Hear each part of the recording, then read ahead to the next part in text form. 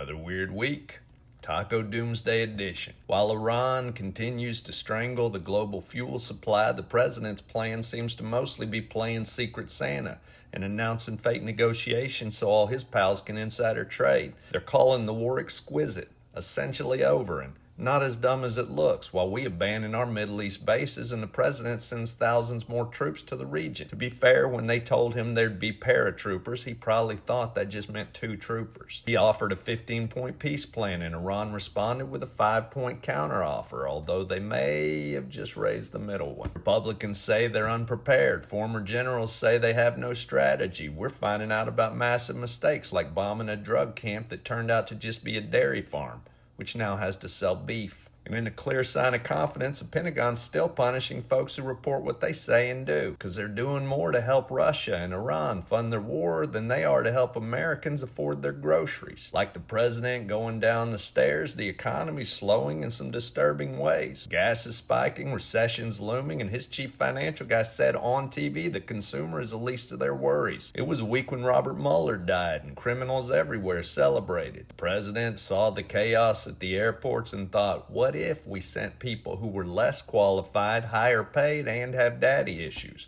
Or as he calls it, anti-DEI. Because like a high school coach in the 50s, he's uncomfortable with diversity, and his solution to everything is just to put ice on it. His approval rating dropped to its lowest point ever, although it's still not in the teens, which history tells us is when he will start paying attention to it. On that note, we also found out they shredded boxes of documents immediately after his pal Jeffrey mysteriously died in jail. Meta and Google were found guilty of making kids unsafe, which means they'll likely get a cabinet position any day now. They're almost as dumb as they are corrupt. The DOJ accidentally released proof that the president stole highly classified information, and they keep having to admit in court that they have no idea what they're doing. Hexas said Iran was evil because it invested in weapons of war instead of its own people. Then unironically asked for $200 billion, yet less than a year after defunding healthcare subsidies and cancer research. They keep giving the president participation trophies while he gives billions to a French company to stop wind projects and prop up fossil fuels. The world's chaotic, his policies are failing, and his excuses are only getting dumber.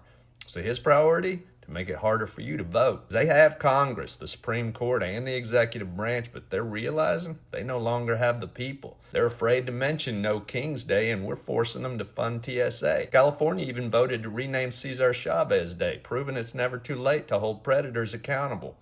Which reminds me, have a good weekend. Be safe on No King's Day, and stay ornery.